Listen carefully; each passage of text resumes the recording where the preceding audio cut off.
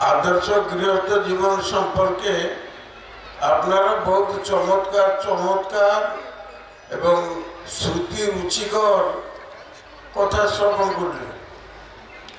आमार जीवने एटा प्रत्यक्ष घटनार कथा बोलছি, একটু খেয়াল করবেন সবাই। বড় ভাই একটা মেয়ে, বড় ভাইতে ছোট ভাই, তার নাম হচ্ছে তরুণী ভাই। তার ছেলে কি করছে না, জেঠার মেয়ের সাথে ভালোবাসা করছে, তাকে বিয়ে করবে। জেঠা কিন্তু কোনো মতে রাজি নয়। ছোট ভাই বলছে, দাদা তোমার মেয়েকে আমার ছেলে বিয়ে করবে। দাদা বলছে কসমিকাল হবে না। দুই ভাইয়ের মধ্যে কথা কাটাকাটি।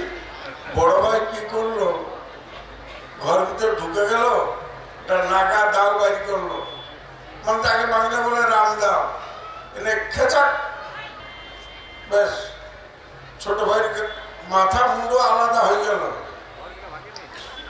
পুলিশ আসলো, ওকে জিজ্ঞাসা করলো তুমি কেটেছো না? হ্যাঁ আমি কেটেছি। মারপিট কিছু নাই, কোর্ট চালান হয়ে গেল, কোর্টে কেস চলছে। আমি গেছি ওখানে, আমি তার বড় ভাইকে বললাম তুমি তো স্বীকার করেছো, সিটিতে তো তুমি নিজে ঘাতক বলে প্রমাণ দিয়েছ এবং রামদাওটাকে তো দেখিয়েছো। তুমি এটা কাজ করো,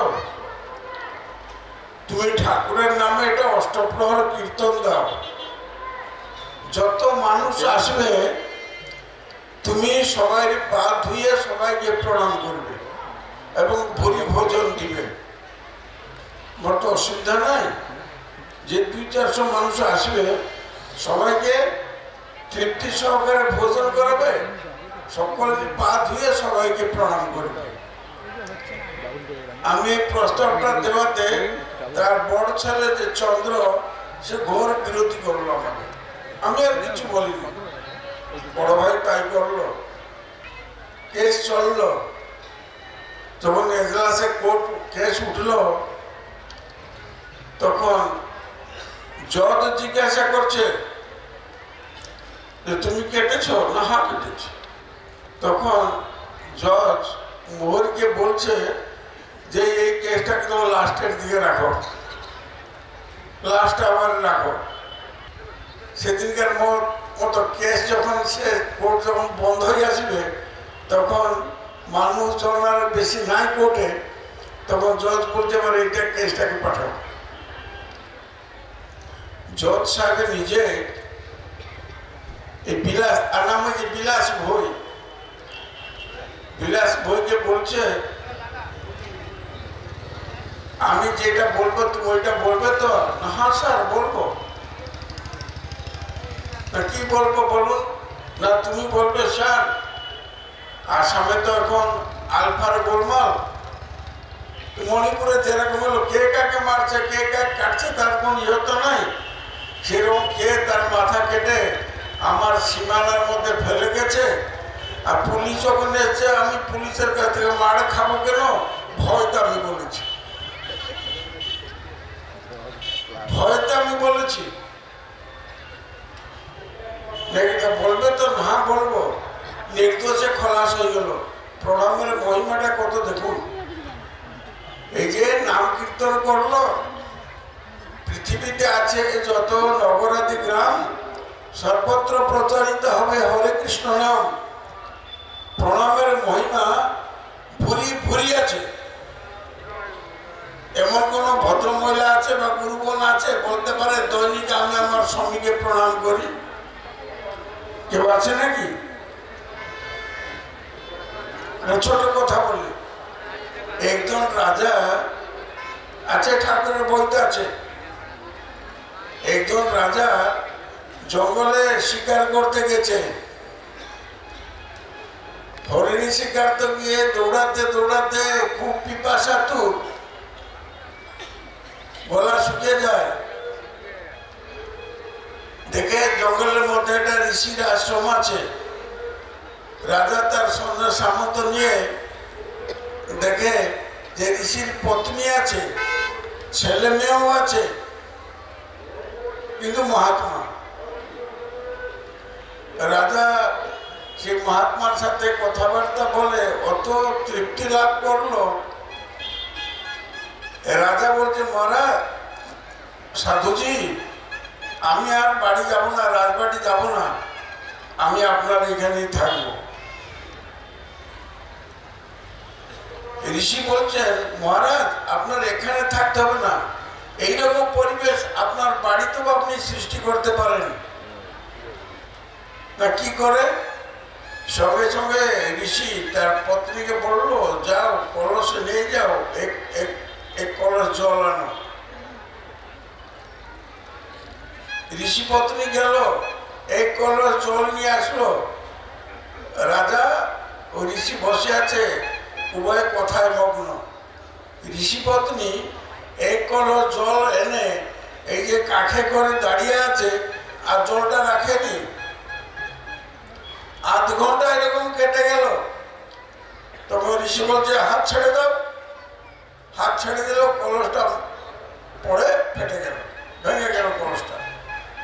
আবার যাও, এক কলস জল আনবে। এইরকম রাজার সামনে ঋষি তার পত্নীকে 3 কলস জল রান্না করালো, এবং ওই রকম পত্নী দাঁড়িয়ে থাকবে, হাত ছেড়ে দিবে, কলস ভেঙে যায়। মহারাজ, আপনার স্ত্রী যদি রাজবাটিতে এইরকম অনুগত থাকে, তবে আপনি সংসারে শান্তি পাবেন না। হ্যাঁ, আমার রানী আমার সাথে খুব ভালো ব্যবহার করে, কথাবার্তা সব করে, কোনো অসুবিধা হবে না, আমি পারবো না, কালকে গিয়ে পরীক্ষা করো। ঋষি জল আনতে বলছে, কিন্তু রাখতে বলেনি। ও কি করে রাখবে? রাজা বাড়ি এসে রানীমাকে বললো, ওগো তুমি যাও তো, কুয়া থেকে এক কলস জল আনবে। সঙ্গে সঙ্গে রানীমা বলছে, কি বললে? আমার আজ্ঞা পালন করার জন্য শত শত দাস দাসী সবসময় প্রস্তুত হয়ে যাচ্ছে। মহারাজ কি আদেশ, মহারানী কি আদেশ করবে, হুকুম হলট, হুকুম তালিম করার জন্য অত দাস দাসী। আমি তো জল আনতে, তুমি মহারাজা হয়ে এইরকম আমার সাথে দাসীর মতো ব্যবহার করছো। এই যে ঝগড়া শুরু হয়ে গেল, বেশ চণ্ডী আপনারা পড়েন, কাকে নিয়ে চণ্ডীর সৃষ্টি? এই তো পারিবারিক অশান্তি নিয়ে না। গীতা আমরা পড়ি 18 অধ্যায়, এই পারিবারিক অশান্তি নিয়েই তো। চণ্ডীর যে 13টা অধ্যায়, এই পারিবারিক অশান্তি নিয়েই তো। সংসারটা বড় জটিল।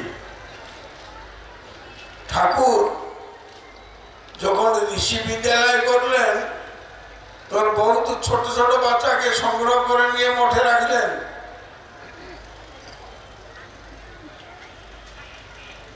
আমি তাদের মধ্যে বহুত দেখেছি যারা মঠে ঠাকুরের ঋষি বিদ্যালয়ে ছাত্র অবস্থায় ছিল। যখন 16-17 বছর হইল, যে যার যেদিকে পালিয়ে গেল। কেন না? মা বাবার আদর্শ ছিল না, আদর্শভাবে সন্তান উৎপাদন হয়নি, জন্ম দেয়নি।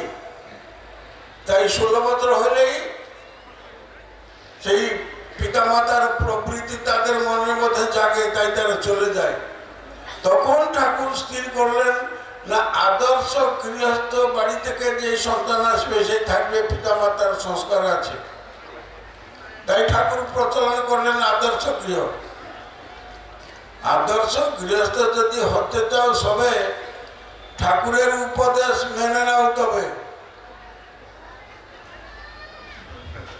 ধরুন, এই যে বিষ্ণুবাবু বসে আছে, দেখেন না, একদম পাক্কা চৌধুরী সাহেবের মতন। ওনার স্ত্রী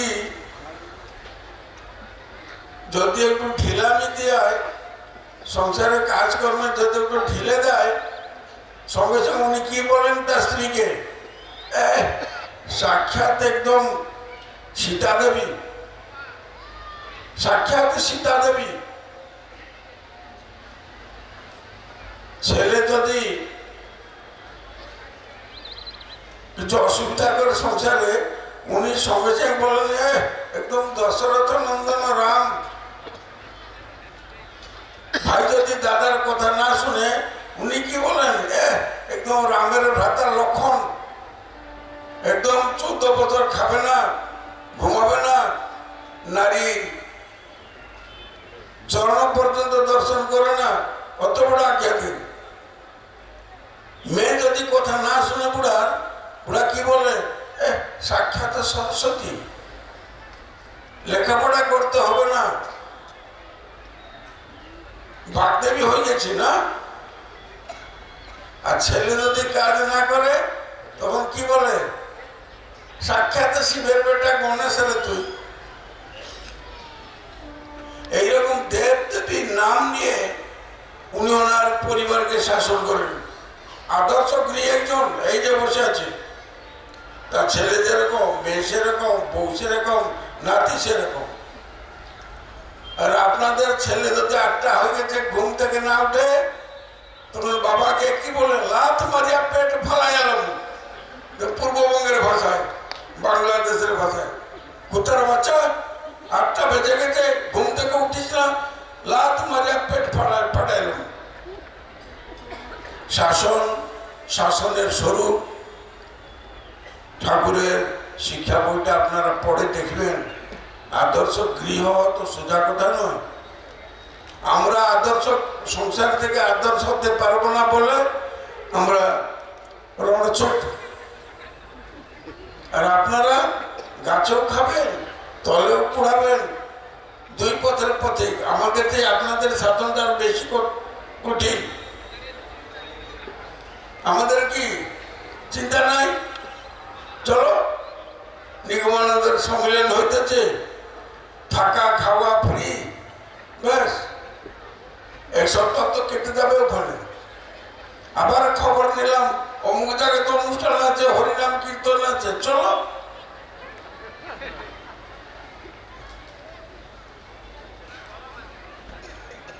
বুঝতে পারছেন, আদর্শ গৃহ হওয়া বহুত কঠিন। এমন কোন ছেলেমেয়েরা আছে যারা বলতে পারে দৈনিক আমরা বাবা মাকে প্রণাম করি ঘুম থেকে উঠে? যে ছেলে সরস্বতীর বরদান আছে, যেই ছেলে দৈনিক তার পিতাকে প্রণাম করে, সেই ছেলের কোনোদিন আর্থিক সংকট হবে না। যে ছেলে দৈনিক মাকে প্রণাম করে, তার কোনোদিন স্নেহের বা ভালোবাসার অভাব হবে না। যে ভাই বড় ভাইকে দৈনিক পাও ধরে প্রণাম করে, সে কোনোদিন সংগ্রামে পরাভূত হবে না। যে ভাই দৈনিক জ্যেষ্ঠ ভগিনীকে পাও ধরে প্রণাম করে, সে কোনোদিন চরিত্রহীন হবে না। সরস্বতীর বরদান আছে। আশা করি দেবেশানন্দজি আর নীরভাই যে আদর্শ গৃহস্থ জীবন গঠন সম্পর্কে বক্তব্য রাখলেন, দেবেশানন্দজির বক্তব্যটা বোঝা আপনাদের পক্ষে কঠিন হবে। এই কঠিনটাকে ঠাকুর সহজ করেছেন। এটা বই আছে বেদান্ত বিবেক, প্রতি গৃহস্থের কর্তব্য এই বেদান্ত বিবেকে বই অনুধাবন করা। প্রথম সাবজেক্ট হচ্ছে নিত্যানিত্য বিবেক। এই জগৎটা নিত্য না অনিত্য? আমার সাথে আমার স্ত্রীর সম্পর্ক, এটা নিত্য না অনিত্য? ছেলে মেয়ে আত্মীয় স্বজন বন্ধু পরিজন সকলের সাথে আমার একটা মধুর সম্পর্ক আছে, নিত্য না অনিত্য? বিশাল ব্যাখ্যা আছে ঠাকুরের। 2 নম্বরটা হলো দ্বৈত বিবেক, আত্মানাত্মা বিবেক, পঞ্চকোশ বিবেক, শেষে মহাবাক্য বিবেক। পড়ে দেখবেন ঠাকুর মুখে বলেছেন আদর্শ গৃহ। এই আদর্শ গৃহ হতে হলে তার যে উপাদান পঞ্জি লাগবে সব ঠাকুর সংগ্রহ করে লিপিবদ্ধ করে গেছেন। জ্ঞানীগুলো দেখুন, পঞ্চীকরণ, অনন্ত রূপের প্রমাণ ও প্রতীতি, অণ্ড থেকে ব্রহ্মাণ্ড।